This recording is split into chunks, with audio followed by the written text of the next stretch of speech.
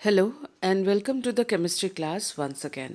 आज हम पढ़ रहे हैं hard and soft acids and bases का तीसरा वीडियो, जिसमें हम पियर्सन्स SHAB कॉन्सेप्ट को डिस्कस करेंगे और इसके एप्लीकेशंस को पढ़ेंगे। अब तक के वीडियोस में हमने classification of acids and bases as hard and soft इसको कर लिया है। Theoretical basis of hardness and softness ये कर लिया है। आज हम ये जो हिस्सा है सिलेबस का उसे पूरा करेंगे। इससे पहले कि हम पियर्सन्स प्रिंसिपल को पढ़ें, थ्योरी को पढ़ें, आइए याद कर लेते हैं हमने इससे पहले क्या क्या पढ़ लिया है। एसिड्स एंड बेसिस, अगर हार्ड एसिड्स या कठोर अम्ल और क्षार हैं तो उनका एटॉमिक रेडियस छोटा होता है, स्मॉल होता है। ऑक्सीकरण अवस्था, ऑक्सीडेशन स्टेट हाई होता है। पोलराइजेबिलिटी यानी उनको आसानी से ध्रुवीकरण उनका नहीं किया जा सकता। इलेक्ट्रोनेगेटिविटी बेसिस की हाई होती है। HOMO यानी हाईएस्ट ऑक्यूपाइड मॉलिक्यूलर ऑर्बिटल, यानी उच्चतर भरा हुआ जो मॉलिक्यूलर आणविक कक्षक है वो उसकी जो ऊर्जा होती है बेसिस में वो कम होती है। और LUMO, L मतलब लोएस्ट, U मतलब अनऑक्यूपाइड यानी खाली, जो मॉलिक्यूलर ऑर्बिटल होता है सबसे निम्नतर ऊर्जा का अनऑक्यूपाइड ऑर्बिटल, मॉलिक्यूलर ऑर्बिटल, उसकी ऊर्जा एसिड्स के लिए हाई होती है। और हार्ड एसिड और हार्ड बेस वो आयोनिक बॉन्डिंग बनाते हैं मिलकर। सॉफ्ट एसिड और सॉफ्ट बेस को विलन बॉन्डिंग करते हैं। और जैसे जो प्रॉपर्टीज़ हमने यहाँ देखे हैं उसके जस्ट रिवर्स सॉफ्ट एसिड और सॉफ्ट बेसिस की प्रॉपर्टीज़ आप देख सकते हैं, जैसे कि एटॉमिक या आयोनिक रेडियस, इनका जो एटॉमिक या आयनिक त्रिज्या जो इनकी होती है वो हाई या बड़ी होती है, साइज आकार इसका बड़ा होता है सॉफ्ट एसिड और सॉफ्ट बेस में। उसी तरह से ऑक्सीडेशन स्टेट इनकी ज़ीरो या लो होती है, और बाकी सारी प्रॉपर्टीज़ जो हम इससे पहले भी देख चुके हैं। अगर आप नोट्स बना रहे हैं, वीडियो को पॉज करते हुए इन्फॉर्मेशन को नोट करते जाइएगा। कुछ एग्जाम्पल्स को याद कर लेते हैं जो हार्ड एंड सॉफ्ट एसिड और बेसिस के थे। अगर एसिड्स की बात करें, हार्ड एसिड में H3O प्लस को हम H प्लस के रूप में भी आमतौर पर लिख लेते हैं। ये हैं सॉफ्ट एसिड्स, आप देख सकते हैं ये सारे कैटायंस हैं। हार्ड बेसिस जो हैं यहाँ पर आप देख सकते हैं एनायंस है, हाइड्रोक्साइड आयन इसमें प्रमुख है। इसके अलावा आप देख सकते हैं कि जो आयंस हैं इनको थोड़ा सा याद रखिएगा, क्योंकि क्वेश्चन को सॉल्व करने में ये सारे जो एग्जांपल्स हैं वो हमारे मददगार होते हैं। याद रखिएगा कि एमोनिया जो है वो हार्ड बेस में आता है। हैलोजन में जो सॉफ्ट हैलोजन है बेस वो है आयोडाइड।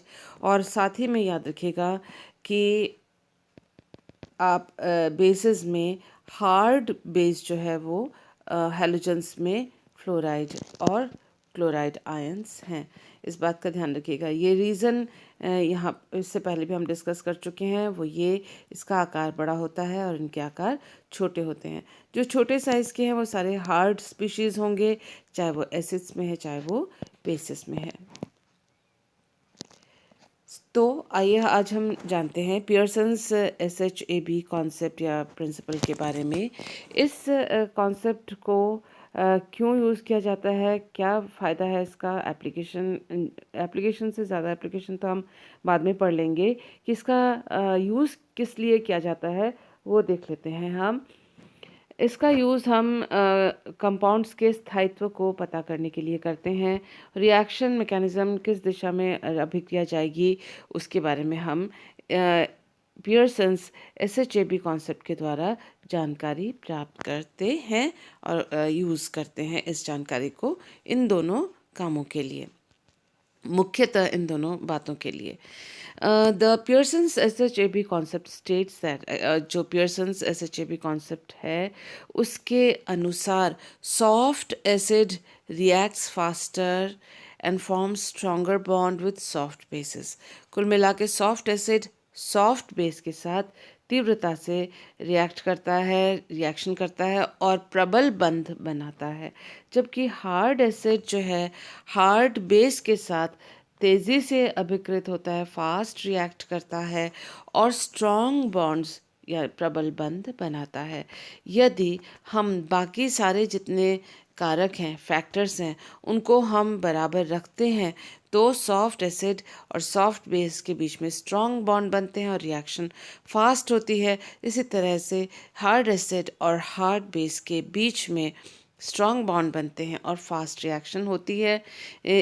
और जो खास याद रखने वाली बात है कि दूसरे सभी जो कारक हैं उनको बराबर होना चाहिए इस डेफिनेशन के लिए। इसको हम इस तरह से भी कह सकते हैं कि a given reaction is possible if the products are formed either by hard acid hard base और soft acid soft base combination। यानी दूसरे शब्दों में हम ये भी कह सकते हैं, अगर आसान हम इसको लैंग्वेज को आसान बनाना चाहें तो हम ये भी लिख सकते हैं कि पियर्सन्स SHAB कॉन्सेप्ट के अनुसार कोई भी अभिक्रिया संभव तभी है जब जो उत्पाद हैं वो हार्ड एसिड हार्ड बेस या फिर soft acid soft base combination के द्वारा बने हुए हों। इसका एक और तरीका है कहने का, वो भी देख लेते हैं। A given reaction is not possible, दी हुई अभिक्रिया संभव, नॉट पॉसिबल या नॉट फिजिबल, फिजिबल यानी संभव नहीं है, तो नॉट फिजिबल या नॉट पॉसिबल, कोई भी अभिक्रिया फिजिबल नहीं होगी या पॉसिबल संभव नहीं होगी यदि जो उत्पाद बने हैं वो हार्ड एसिड सॉफ्ट बेस या soft acid hard base combination से बने हुए हैं, तो ऐसे अभिक्रिया संभव नहीं होंगे। तो इन तीनों प्रकार से आप पियर्सन्स SHAP कॉन्सेप्ट को लिख सकते हैं, समझ सकते हैं या आंसर लिख सकते हैं। हमने अभी पढ़ा है कि HSAB कॉन्सेप्ट के अनुसार हार्ड एसिड जो है प्रेफर करते हैं, उनकी आसानी से वरीयता होती है कि वो हार्ड बेस के साथ ही बॉन्ड बनाए, आयनिक कॉम्प्लेक्स बनाए। उसी तरह से जो सॉफ्ट एसिड है यानी मृदु अम्ल है, वो प्रेफर करेगा, वो पसंद करेगा कि वो मृदु क्षार के साथ बॉन्ड बनाए कोवलेंट बॉन्ड के द्वारा। और हार्ड एसिड और हार्ड बेस जो है आपस में प्रेफर करते हैं बाइंडिंग, और वो बाइंडिंग होती है आयनिक कॉम्प्लेक्स बनाने में। यानी हार्ड एसिड और हार्ड बेस आयनिक बॉन्ड बनाते हैं और सॉफ्ट एसिड और सॉफ्ट बेस कोवलेंट बॉन्ड बनाते हैं। ये बात हमें ध्यान में रखनी है। इसको इस प्रकार से भी दिखाया जा सकता है, हार्ड एसिड और सॉफ्ट एसिड के बीच में रिएक्शन नहीं होगी, हार्ड बेस और सॉफ्ट बेस के बीच में रिएक्शन नहीं होगी, और इनकी प्रेफरेंस जो होती है, जो पसंद करते हैं हार्ड एसिड हार्ड बेस के साथ रिएक्शन करते हैं, उसी तरह से सॉफ्ट एसिड सॉफ्ट बेस के साथ प्रेफर करते हैं रिएक्शन होना। हार्ड एसिड और सॉफ्ट बेस के बीच में रिएक्शन जो है वो कम होती है, ज़्यादा नहीं होती है, और ये स्टेबल जो कॉम्प्लेक्स नहीं बनाते हैं, वो पोलर कोवलेंट कॉम्प्लेक्सेस होते हैं। अगर इन दोनों का कॉम्बिनेशन हो जाता है तो उत्पाद पोलर कोवलेंट बॉन्ड वाला होता है, जो कि ज़्यादा स्थायी नहीं होता और बहुत आसानी से अभिकृत होकर अगर उसको मौका मिले तो हार्ड हार्ड या सॉफ्ट सॉफ्ट कॉम्बिनेशन के द्वारा या तो आयनिक या कोवलेंट रिएक्शन कोवलेंट बॉन्ड्स वाले उत्पाद प्रदान करता है। ठीक उसी प्रकार से हार्ड बेस और सॉफ्ट एसिड यानी सॉफ्ट एसिड हार्ड बेस के बीच में जो संभावना है वो कम होती है, क्योंकि ये इसको प्रेफर नहीं करते, और इनके द्वारा जो अगर इनके बीच में रिएक्शन होती है तो इनके द्वारा बनने वाला जो कॉम्बिनेशन होगा, कॉम्प्लेक्स होगा, वो वही जो हमने इससे पहले वीडियो में डिस्कस किया था, वो पोलर कोवैलेंट बॉन्ड बनाने वाले कंपाउंड होंगे, पोलर कोवैलेंट बॉन्ड वाले यौगिक होंगे जो कि अनस्टेबल होंगे। तो इस बात को हमें ध्यान में रखना है। एग्जाम्पल इसका ध्यान देख लेते हैं तो ज़्यादा समझ में आएगा। लिथियम आयोडाइड और CSF के बीच में रिएक्शन है और ये प्रोडक्ट्स हमारे पास हैं। तो हम देख लेते हैं कि रिएक्शन पॉसिबल है तो क्यों है। HSAB principle, Pearson's HSAB principle के अनुसार क्यों है, ये देखिए लिथियम हार्ड एसिड है, स्मॉल साइज़ का है, और आयोडाइड आयन जो है वो बेस तो है लेकिन बड़े साइज़ का है, तो ये सॉफ्ट बेस है। मैंने आपको इस वीडियो के स्टार्टिंग में ही कहा था कि कुछ एग्जांपल्स आपको याद रखने हैं और उनकी सहायता से आप क्वेश्चंस को आसानी से कर सकते हैं। यहाँ देखिए CSF में CS जो है सॉफ्ट एसिड है, F जो है हार्ड बेस है। तो रिएक्शन क्या दे रहा है, यहाँ जो कॉम्बिनेशन है यौगिकों का ये hard acid soft base, soft acid hard base वाला कॉम्बिनेशन है, और जो प्रोडक्ट बन रहे हैं वो hard acid hard base, soft acid soft base के बन रहे हैं। तो जो कि प्रेफरेंस के अनुसार है और नियम के अनुसार है, और ये आयोनिक कंपाउंड होगा, ये कोवलेंट इसमें बॉन्ड होंगी, और क्योंकि हार्ड एसिड हार्ड बेस के साथ और सॉफ्ट एसिड सॉफ्ट बेस के साथ यहाँ पर बॉन्ड बना रहे हैं, आपस में जुड़ रहे हैं, इसलिए ये रिएक्शन पॉसिबल है, फिजिबल है, या लेफ्ट हैंड साइड से राइट हैंड साइड में, यानी रिएक्टेंट से प्रोडक्ट की ओर आसानी से अग्रसित होगी। नेक्स्ट एग्जाम्पल हमारे पास है BeF2 HgI2, और ये रिएक्शन दिया हुआ है और हमें ये मालूम है HSAB प्रिंसिपल के द्वारा कि ये पॉसिबल नहीं है, ये फिजिबल नहीं है। आइए देख लेते हैं क्यों। देखिए, आप जब इसके नीचे हार्ड एसिड हार्ड बेस, आपको मालूम है BE जो है हार्ड एसिड है, F जो है हार्ड बेस है, तो ऐसे में, और ये सॉफ्ट एसिड सॉफ्ट बेस का कंपाउंड है, यहाँ पर ये सॉफ्ट एसिड है, ये सॉफ्ट बेस है, यहाँ पर F2 है, यानी BeF2, और उसी तरह से HgI2 है ये। तो ये जो 2 लिखे हुए हैं ये सब्सक्रिप्ट हैं, नीचे की ओर होने चाहिए। आप नोट्स बना रहे हैं तो उसको नीचे लिखेंगे, इस तरह से बड़ा बड़ा, ऊपर नहीं लिखेंगे। HgF2 BeI2, ये दोनों इसके प्रोडक्ट्स यहाँ दिखे हुए हैं, लिखे हुए हैं। फिर हम दोबारा उसी तरह से हार्ड एसिड और hard base, soft acid soft basis जो भी हैं उनको लिख लेते हैं। तो हम देखते हैं कि B हार्ड एसिड है, F हार्ड बेस है, यहाँ पर Hg सॉफ्ट एसिड है, ये सॉफ्ट बेस है, आयोडाइड। तो जब रिएक्शन हो रहा है, रिएक्शन में कॉम्बिनेशन पलट रहा है, आप देख सकते हैं सॉफ्ट एसिड हार्ड बेस और हार्ड एसिड और सॉफ्ट बेस। तो ये हार्ड एसिड है और ये सॉफ्ट बेस है, ये सॉफ्ट एसिड है, ये हार्ड बेस है। तो इस तरह का कॉम्बिनेशन इन्होंने इस रिएक्शन में दिखाया है, जो कि पॉसिबल नहीं है, क्योंकि इन दोनों के बीच में जो यौगिक बनते हैं, जो बॉन्ड होता है, ये पोलर कोवलेंट बॉन्ड होगा, ये स्टेबल नहीं होगा। तो रिएक्शन यहाँ जाने की बजाय इस ओर जाएगी, तो ये रिएक्शन संभव नहीं है जो यहाँ पर दिखाई हुई है, इसलिए हमने यहाँ पर ये क्रॉस का निशान लगाया है। ठीक उसी तरह से यहाँ Ag+ का सॉफ्ट एसिड है, और आयोडाइड जो है सॉफ्ट बेस है। तो ये अगर कॉम्बाइन होते हैं, आपस में जुड़ते हैं, बंध बनाते हैं, रिएक्शन आगे की ओर होती है और ये प्रोडक्ट बनता है, तो ये soft acid soft base combination है, ये स्टेबल होगा और ये अभिक्रिया संभव है, पॉसिबल है, और आगे की ओर अग्रसित, यानी लेफ्ट हैंड साइड से राइट हैंड साइड की ओर, बाएं से दाईं ओर ये रिएक्शन आसानी से अग्रसित होगा, प्रोसीड करेगा, and this reaction is possible.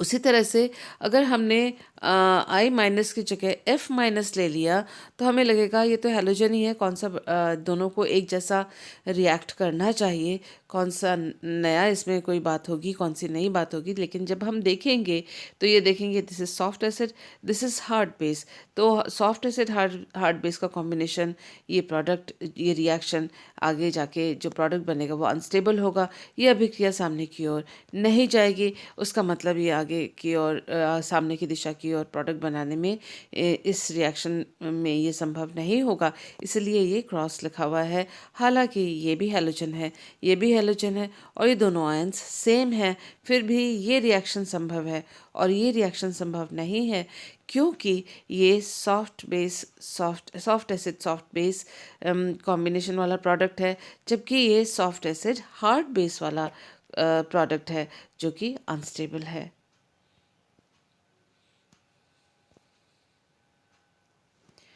अब हम पढ़ लेते हैं एप्लीकेशंस ऑफ SHAB।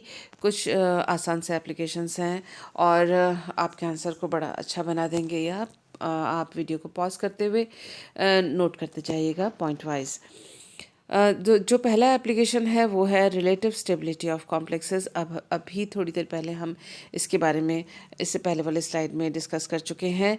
देखिए, मान लीजिए ये लोएस एसिड है, ये लोएस बेस है और ये दोनों जब रिएक्ट करते हैं तो एक कॉम्प्लेक्स बनता है AB। और HSAB प्रिंसिपल के अनुसार, HSAB जो सिद्धांत है उसके अनुसार ये जो कॉम्प्लेक्स है AB वो तभी ज़्यादा मोस्ट स्टेबल होगा, तभी ज़्यादा स्टेबल होगा, तभी मोस्ट स्टेबल होगा जब A और B दोनों के दोनों या तो हार्ड हैं या A और B दोनों के दोनों सॉफ्ट हैं। तो इस बात को अपने को ध्यान में रखना है, बड़ी आसान सी बात है। एग्जाम्पल्स इस एप्लीकेशन का जो नंबर 1 एप्लीकेशन है उसका हम देख लेते हैं। अभी हमने इसको किया था AgI2 is a stable complex. तो stability of relative stability of complexes यानी जो कॉम्प्लेक्स हैं उनका तुलनात्मक स्थायित्व। तो AgI2 हमने अभी देखा था, ये सॉफ्ट एसिड है और ये I माइनस जो है सॉफ्ट बेस है। तो इनका जो कॉम्बिनेशन ये कॉम्प्लेक्स बनेगा वो स्टेबल कॉम्प्लेक्स बनेगा। क्वेश्चन है कि AgI2 स्टेबल कॉम्प्लेक्स है, लेकिन AgF2 जो है AgI2 minus an is a stable complex और AgF2 minus is unstable complex. ये अस्थायी कॉम्प्लेक्स है। क्यों, ये क्वेश्चन आ सकता है। तो उसमें हमको ये सॉफ्ट एसिड सॉफ्ट बेस दिखाकर ये बताना है कि दोनों सॉफ्ट इंटरेक्शन है, एक जैसे जो स्पीशीज़ हैं आपस में इंटरैक्ट करके बॉन्ड बनाकर ये कॉम्प्लेक्स बना रहे हैं, तो इसलिए ये स्टेबल है। जबकि जो दूसरा कंपाउंड हमें दिया गया हुआ है इसमें हम देख सकते हैं कि ये सॉफ्ट एसिड है और F माइनस हार्ड बेस है। तो ये सॉफ्ट हार्ड का कॉम्बिनेशन जो है, सॉफ्ट हार्ड इंटरेक्शन जो है अनस्टेबल कॉम्प्लेक्स बनाता है। इसीलिए HSAB प्रिंसिपल या पियर्सन्स SHAB प्रिंसिपल के अनुसार हम ये पता कर सकते हैं कि AgF2 है अनस्टेबल और AgI2 माइनस है stable. AgF2 minus is unstable and AgI2 minus is stable complex. काफ़ी आसान है ये। नेक्स्ट आप देख सकते हैं कि इन्होंने पूछा है नेक्स्ट में कि ये कॉम्प्लेक्सेस हैं कि ये फ्लोराइड के साथ और ये है आयोडाइड के साथ, इसमें से ये ज़्यादा स्टेबल क्यों है और ये कम स्टेबल क्यों है। आप इसको बहुत आसानी से देख सकते हैं कि ये CO3 प्लस हार्ड एसिड है। ये hard acid same to same यहाँ पर ही है, दोनों में कोई चेंज नहीं आया। चेंज आया है F माइनस और I माइनस में। तो यहाँ पर हार्ड एसिड और ये हार्ड बेस, इन दोनों के कॉम्बिनेशन से ये कॉम्प्लेक्स बना है तो ज़्यादा स्टेबल होगा। जो यहाँ पर छूट गया है लिखना, या जब वीडियो यहाँ आई है उस वक्त वो दिख नहीं रहा है, वो है इसके नीचे भी आप लिखेंगे HaCO3 प्लस के नीचे और I माइनस के नीचे लिखेंगे सॉफ्ट बेस। तो HA hard acid, HB hard base और SB जो है हार्ड सॉफ्ट बेस और अगर हमने SA लिखा है तो सॉफ्ट एसिड होगा। तो आप देख सकते हैं कि यहाँ पर हार्ड एसिड और सॉफ्ट बेस का कॉम्बिनेशन है। ये जो है कॉम्बिनेशन हार्ड एसिड और हार्ड एसिड सॉफ्ट बेस का कॉम्बिनेशन है, इसीलिए ये लेस स्टेबल या कम स्थायी है। बहुत आसान है, कोई डिफ़िकल्ट नहीं है। एक और तीसरा एग्जाम्पल हम देख लेते हैं स्थायित्व, कॉम्प्लेक्सेस के स्थायित्व के संबंध में। देखिए, complex ion of a given metal ion having a combination of soft ligands, that is soft and soft bases and hard ligands are unstable. आप देख सकते हैं कि कॉम्प्लेक्स अगर कोई भी ऐसा किसी मेटल का बने जिसका कॉम्बिनेशन, जिसके लिगेंड्स का कॉम्बिनेशन है सॉफ्ट लिगेंड्स यानी सॉफ्ट बेसिस, और दूसरा जो लिगेंड्स हैं हार्ड लिगेंड्स हैं आर अनस्टेबल। तो अगर दोनों लिगेंड्स सॉफ्ट हैं तो वो स्टेबल होगा। दोनों लिगेंड हार्ड हार्ड हैं, वो स्टेबल होगा। लेकिन अगर कॉम्बिनेशन सॉफ्ट लिगेंड और हार्ड लिगेंड का होता है तो ऐसा कॉम्प्लेक्स अनस्टेबल होता है। कैसे समझें? ये एग्जांपल है हमारे पास। यहाँ आप देख सकते हैं ये metal ion, central metal ion same है इन दोनों में। यहाँ पर है CN- और F-। तो F- जो है हार्ड बेस है, CN- सॉफ्ट बेस है। तो हमने कहा क्या क्या कहा गया है? सॉफ्ट बेस और हार्ड बेस का जो कॉम्बिनेशन है वो अनस्टेबल है। और यहाँ देखिए ये दोनों सॉफ्ट और हार्ड का कॉम्बिनेशन है, ये अनस्टेबल है जैसा कि यहाँ लिखा हुआ है। इसी तरह से आप देख सकते हैं कि NH3 जो है वो हार्ड बेस है, उसके साथ I- सॉफ्ट बेस को लगाया है, तो ये है hard base soft base combination जो कि अनस्टेबल होता है। तो ये दोनों कॉम्प्लेक्सेस जो हैं वो अनस्टेबल होंगे जैसा कि यहाँ पर लिखा हुआ है। Complex ion of a given metal ion having a combination of hard ligands or soft ligands are stable are stable। तो यानी ये कॉम्प्लेक्स अगर हैं किसी भी मेटल के, जैसे यहाँ कोबाल्ट का दिया हुआ है, और उसके लिगेंड्स के जो कॉम्बिनेशन है हार्ड हार्ड जैसे या फिर सॉफ्ट सॉफ्ट हो, तो वो स्टेबल होंगे।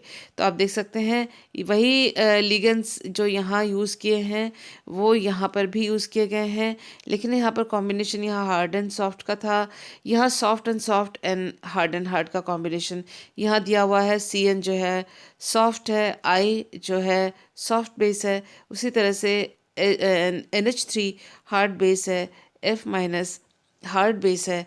तो इस तरह से आप देख सकते हैं कि जो है ये हार्ड बेस का कॉम्बिनेशन है, जिसकी वजह से ये जो कॉम्प्लेक्स है वो ज़्यादा स्टेबल है। तो इस तरह से जो है हम जो कॉम्प्लेक्सेस की स्टेबिलिटी के बारे में जानकारी प्राप्त कर सकते हैं।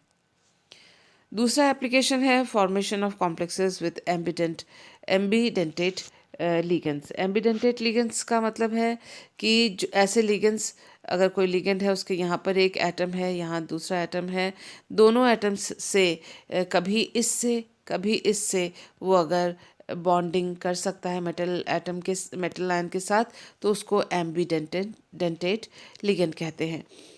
Ambidentate ligand is a monodentate ligand. Monodentate होता है एकल दंत वाला जो है लिगेंड कहा जाता है इसको, और वो एक एटम से बनाता है अपना बॉन्ड, किसी एक एटम से बनाएगा, लेकिन उसके पास जो चॉइस होती है वो दो कोऑर्डिनेटिंग एटम्स की होती है।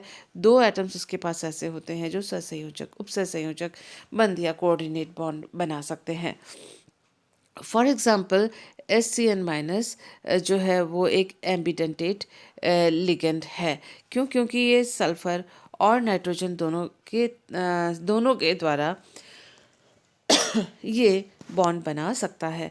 जब ये सल्फ़र एटम के साथ बॉन्ड बनाता है तो उसको हम थायोसाइनाइड कॉम्प्लेक्स बोलते हैं। और ये हमें ध्यान रखना है कि S atom is a soft base. जब हम ये नाइट्रोजन के साथ एटम के साथ बॉन्ड बनाता है कॉम्प्लेक्सेस के लिए, तब इसको आइसोथायोसाइनेटो कॉम्प्लेक्स के नाम से पुकारा जाता है। और हमें ये ध्यान रखना है कि nitrogen atom is a hard base. तो ये सॉफ्ट बेस SB और ये हार्ड बेस HB। तो ये दोनों बातें हमें इसमें याद रखनी है। यानी अगर तो सॉफ्ट एसिड मिलता है तो उसके साथ सल्फ़र, और अगर हार्ड एसिड मिलता है उसके साथ नाइट्रोजन बॉन्ड बनाएगा। तो जो एम्बीडेंटेट जो लिगेंड्स होते हैं, जो दो अलग अलग एटम्स उसमें होते हैं, कौन सा एटम कब जो कोऑर्डिनेट बॉन्ड बनाएगा या कॉम्प्लेक्स में बंध बनाने के काम आएगा, उपसर्ग संयोजक कोऑर्डिनेट बॉन्ड बनाने के काम आएगा, वो इस बात से तय होता है कि जो जिस एटम से हम इसकी बॉन्डिंग करवा रहे हैं वो सॉफ्ट है या हार्ड है। सॉफ्ट है तो सॉफ्ट एटम बॉन्ड बनाएगा, जैसा कि आप यहाँ देख रहे हैं। और इसमें आप देख रहे हैं कि ये जो मेटल आयंस हैं पहली लाइन में, ये सॉफ्ट एसिड्स हैं। तो वो सॉफ्ट एटम सॉफ्ट बेस वाला जो एटम है उससे HCN कॉम्प्लेक्स बनाएंगे या थायोसाइनेटो कॉम्प्लेक्स बनाएंगे। और जब ये हार्ड एसिड स्पीशीज़ हैं या हार्ड स्पीशीज़ हैं तो उनके साथ नाइट्रोजन बॉन्ड बनाएगा यानी आइसोथायोसाइनेटो कॉम्प्लेक्स बनेंगे, क्योंकि यहाँ पर ये जो कॉम्बिनेशन होगा हार्ड हार्ड कॉम्बिनेशन होगा और ये जो कॉम्प्लेक्स बनेगा वो सॉफ्ट सॉफ्ट यानी सॉफ्ट एसिड सॉफ्ट बेस वाला कॉम्बिनेशन होगा।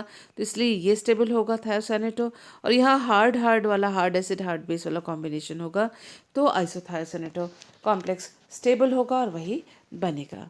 तो इस तरह से जब एम्बीडेंटेट यानी एक से अधिक या दो जो एम्बीडेंटेट दो की बात हम यहाँ पर कर रहे हैं तो दो एटम्स का चॉइस हो तो हमें ये देख लेना है कौन सा सॉफ्ट है कौन सा हार्ड है और किस स्पीशीज से बंध रहा है, बॉन्डिंग बना रहा है।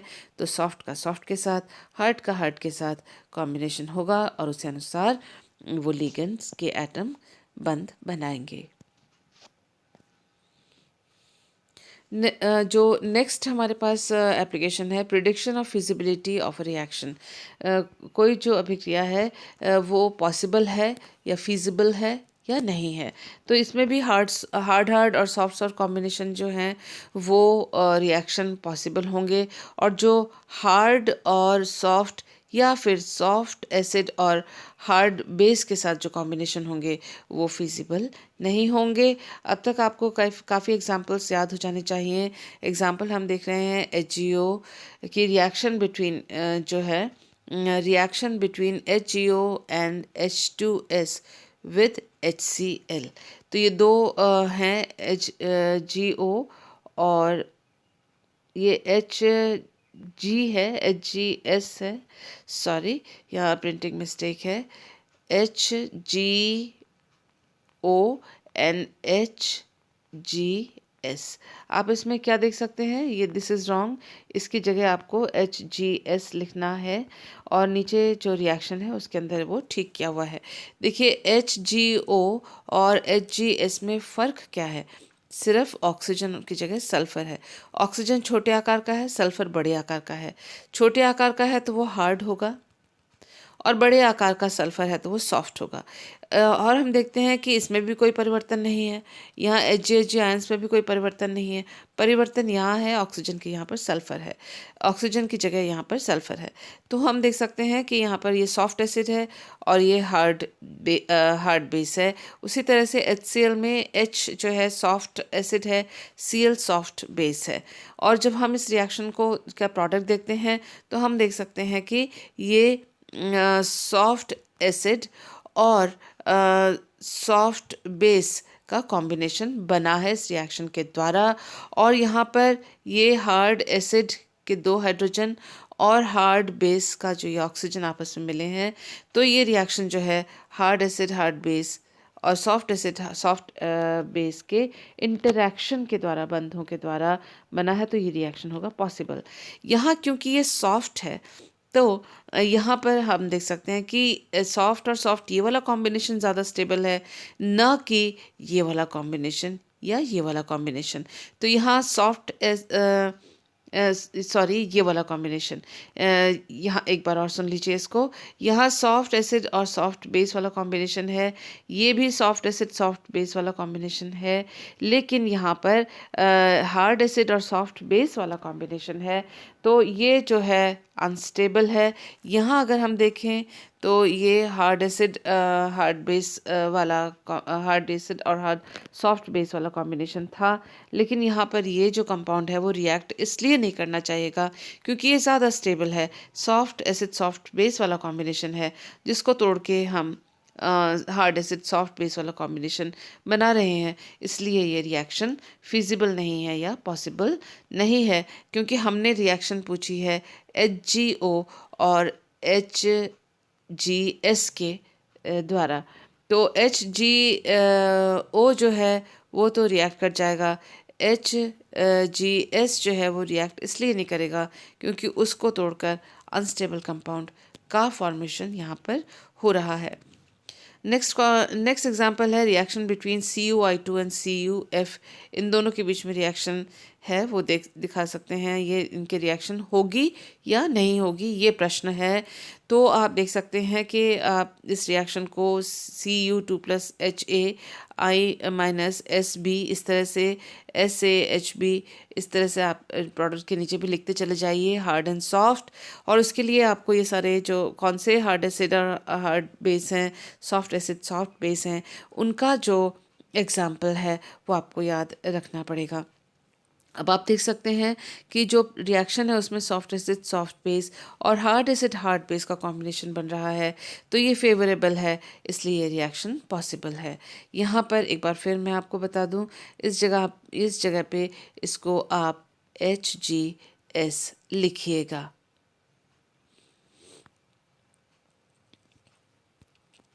प्रिडिक्शन ऑफ द रिएक्शन पांचवा एप्लीकेशन है, अनुप्रयोग है। HSAB जो प्रिंसिपल है वो या HSAB सिद्धांत जो है वो हमें ये प्रिडिक्ट या ये अनुमान लगाने में मदद करता है कि अभिक्रिया किस दिशा में जाएगी। हमने अभी देखा था कि अभिक्रिया होगी या नहीं होगी, दिशा में जाएगी यानी ये इधर की दिशा में जाएगी या इधर की दिशा में जाएगी, यानी लेफ़्ट से राइट जाएगी या राइट से लेफ़्ट जाएगी। तो अभिक्रिया की जो दिशा है उसको पता करने के लिए भी हमें HSAB सिद्धांत का हम उसको यूज़ कर सकते हैं। फॉर एग्ज़ाम्पल ये अगर हमें रिएक्शन दी हुई है तो हम इसके नीचे ये हार्ड एसिड है, ये जो है वो सॉफ्ट एसिड है, ये हार्ड बेस है और इस रिएक्शन से हार्ड एसिड हार्ड बेस का कॉम्बिनेशन बन रहा है और सॉफ्ट एसिड यहाँ से अलग हो रहा है। तो ये रिएक्शन जो है soft acid hard base combination से hard acid hard base combination की ओर जा रहा है। तो ये रिएक्शन लेफ़्ट से राइट की ओर इस दिशा से इस दिशा की ओर जाएगी। इधर नेक्स्ट एग्जांपल जो है यहाँ पर OH की जगह SH लिखा हुआ है, बाकी सारी चीज़ें सेम हैं। तो आप देख सकते हैं कि ये सॉफ्ट एसिड सॉफ्ट कॉम्बिनेशन है जो कि ज़्यादा स्टेबल है, उसको तोड़ के यहाँ पर हार्ड एसिड और सॉफ्ट बेस का कॉम्बिनेशन बनाया गया है जो कि अनस्टेबल है। इसीलिए ये अभिक्रिया जो है will go from right to left, वो इस दिशा में जाएगी, न कि इस दिशा में जहाँ की यहाँ पर क्रॉस लगा हुआ है। तो जब आप एग्जाम्पल्स नोट कर रहे हो, वीडियो को पॉज करते हुए इन एग्जाम्पल्स को नोट करते जाइएगा। नेक्स्ट एप्लीकेशन हमारे स्क्रीन पे है the order of stability of hydrogen halides, कि हाइड्रोजन हेलाइड को हम HX के रूप में लिख सकते हैं। हाइड्रोजन हेलाइड के स्थायित्व का क्रम हम HSAB प्रिंसिपल के द्वारा, HSAB सिद्धांत के द्वारा पता कर सकते हैं। यहाँ पर जो HX मॉलिक्यूल है, हाइड्रोजन हेलाइड को HX के रूप में हम लिख सकते हैं। H जो है वो हार्ड एसिड है। हेलाइड्स की जो बेसिसिटी है उसका क्रम ये है, ये हार्डेस्ट है और ये सॉफ्टेस्ट है। इन दोनों के बीच में Cl और Br है। ये जो क्रम है ये इसलिए है जबकि इनके समान चार्जेस हैं, ऑक्सीडेशन स्टेट समान है, तो ये जो क्रम है वो साइज़ छोटा और साइज़ बड़ा की वजह से ये सॉफ्ट हो जाएगा और ये हार्ड हो जाएगा, जैसा कि हमने इसकी प्रॉपर्टी में इस वीडियो के स्टार्टिंग में भी और इससे पहले वाले वीडियोस में भी इस चीज़ को जान लिया था। तो हमने ये जाना ये हार्ड एसिड है और ये इसका क्रम है, यहाँ ये हार्ड है और इस तरफ ये इसकी हार्डनेस कम है। तो उसका मतलब हम ये कह सकते हैं कि HF जो है सबसे ज़्यादा स्टेबल होगा और HI जो है सबसे कम स्टेबल होगा, क्योंकि HF में ये भी H भी हार्ड है और F भी हार्ड है। तो HF में हार्ड हार्ड कॉम्बिनेशन है, जबकि HI में H हार्ड है और I जो है वो सॉफ्ट है। तो हार्ड सॉफ्ट कॉम्बिनेशन जो होता है वो कम स्टेबल होता है। इसीलिए स्थायित्व का जो अगर हम क्रम देखें तो वो यहाँ पर हार्ड हार्ड कॉम्बिनेशन, ये जो HI के लिए HS combination, hard soft combination, तो स्थायित्व इसकी कम होगी, वही क्रम इसमें दिखाया गया है। और उसी तरह से इसकी हार्डनेस जो है इससे अधिक होगी, तो ये ज़्यादा हार्ड है तो HBr से ज़्यादा स्टेबल होगा और ये हमारा क्रम इस प्रकार से एक्सप्लेन किया जा सकता है। नेक्स्ट हम जो कॉम्बिनेशन एप्लीकेशन पढ़ रहे हैं, occurrence of metals in nature, जो धातु है उनका प्रकृति में किस प्रकार से वो उपलब्ध होते हैं, किस रूप में वो उपलब्ध होते हैं। तो धातुओं का प्रकृति में उपलब्धता किस प्रकार की होती है, वो हम देख सकते हैं। सम मेटल्स, कुछ मेटल ऐसे हैं जो प्रकृति में कार्बोनेट, ऑक्साइड या हैलाइड के फॉर्म में के रूप में पाए जाते हैं, जबकि कुछ मेटल ऐसे होते हैं जो सल्फाइड के रूप में पाए जाते हैं। कारण क्या है? वही हार्ड एसिड हार्ड बेस का कारण है। यहाँ पर पियर्सन एचएसएबी प्रिंसिपल के द्वारा इस चीज़ को समझाया जा सकता है। ये कुछ मेटल आयंस यहाँ पर दिए हुए हैं और ये हार्ड एसिड्स हैं, और हम जानते हैं कि कार्बोनेट्स, ऑक्साइड्स और हैलाइड्स जो हैं हार्ड बेसिस हैं। तो ये जो मेटल आयंस होंगे वो कार्बोनेट्स, ऑक्साइड्स और हैलाइड के लिए इसके रूप में के कॉम्बिनेशन के साथ, इन दोनों के कॉम्बिनेशन में इसलिए पाए जाएंगे ये मेटल, क्योंकि ये हार्ड कॉम्बिनेशन में हैं। इसीलिए ये सारे जो हैं कार्बोनेट, ऑक्साइड्स और हैलाइड्स के रूप में प्रकृति में पाए जाते हैं। ठीक उसी तरह से ये कुछ मेटल आयंस हैं जो सॉफ्ट एसिड्स हैं, मृदु अम्ल हैं, और ये S2- जो है वो मृदु क्षार है। इसलिए मृदु मृदु यानी सॉफ्ट सॉफ्ट कॉम्बिनेशन होना आसान है, या स्टेबल कॉम्बिनेशन है, स्टेबल कंपाउंड देता है। इसीलिए ये जो मेटल आयंस हैं वो प्रकृति में सल्फाइड के रूप में पाए जाते हैं।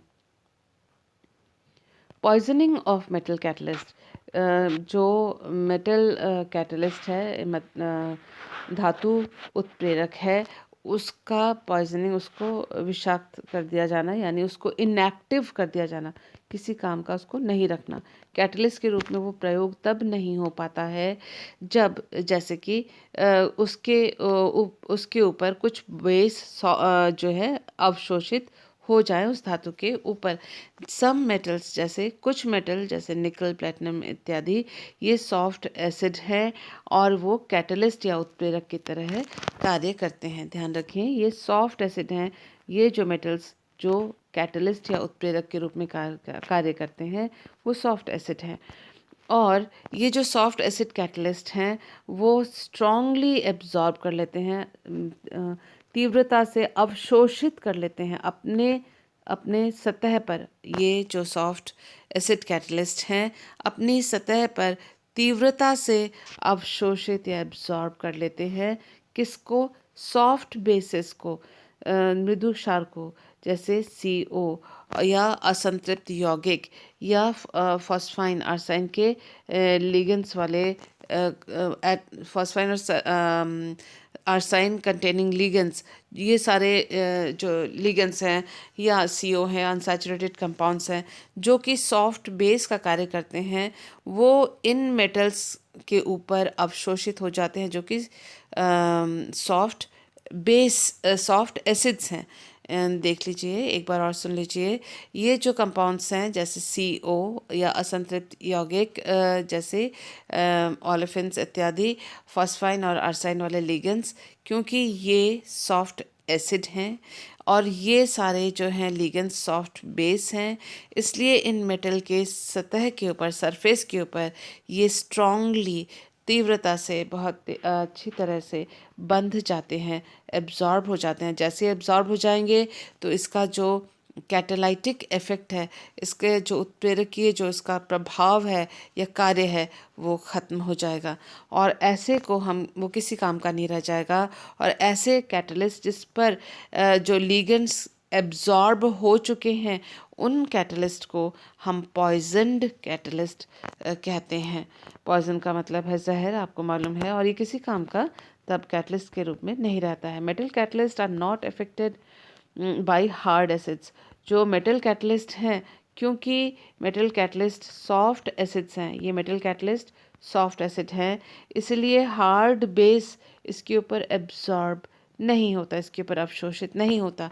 इसलिए कोई भी लिगेंड जिसमें नाइट्रोजन, ऑक्सीजन या सल्फर हो, जो कि हार्ड स्पीशीज़ हैं, वो इसको पॉइजन या इसके ऊपर एब्जॉर्ब नहीं होते, और इनसे, ऐसे लिगेंड्स से इन मेटल कैटलिस्ट को कोई खतरा नहीं होता।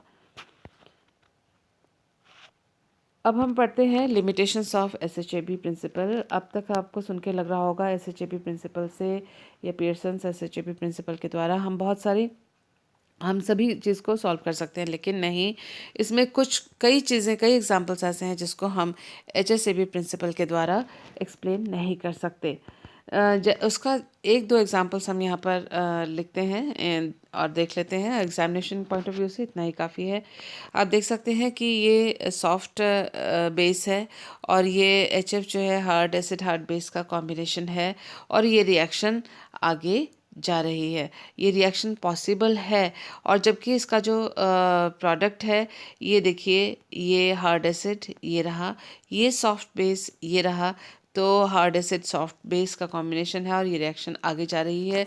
एचएसएबी प्रिंसिपल के द्वारा इस रिएक्शन को समझाया नहीं जा सकता। तो ये लिमिटेशन है, इसकी जो कमियां हैं एचएसएबी प्रिंसिपल के, कि सभी प्रकार के रिएक्शंस को ये हमेशा एक्सप्लेन एचएसएबी हार्ड सॉफ्ट जो कॉन्सेप्ट है उसके द्वारा समझा नहीं सकता। एक और एग्जांपल यहाँ पर है, आप देख सकते हैं, ये हार्ड बेस है और ये सॉफ्ट एसिड सॉफ्ट बेस वाला stable, according to HSAB principle, Pearson's principle, उसके अनुसार ये स्टेबल कंपाउंड होना चाहिए, लेकिन ये रिएक्ट कर जा रहा है। और यहाँ पर सॉफ्ट एसिड हार्ड बेस का ये जो कॉम्बिनेशन है, दिस इज़ हार्ड बेस जो यहाँ पर दिख रहा है, ये सॉफ्ट एसिड है, तो इनका कॉम्बिनेशन वाला जो प्रोडक्ट ये रिएक्शन देती है। तो अगर ये रिएक्शन आगे की ओर बढ़ रहा है तो इसको हम एचएसएबी प्रिंसिपल के द्वारा समझा नहीं सकते। तो लिमिटेशंस में या कमियों में आप ये लिखेंगे कि हर प्रकार के जो रिएक्शंस हैं हमेशा एचएसएबी प्रिंसिपल के द्वारा नहीं समझाए जा सकते। ये इसकी कमी में गिनाया जाएगा। Thank you for being with me.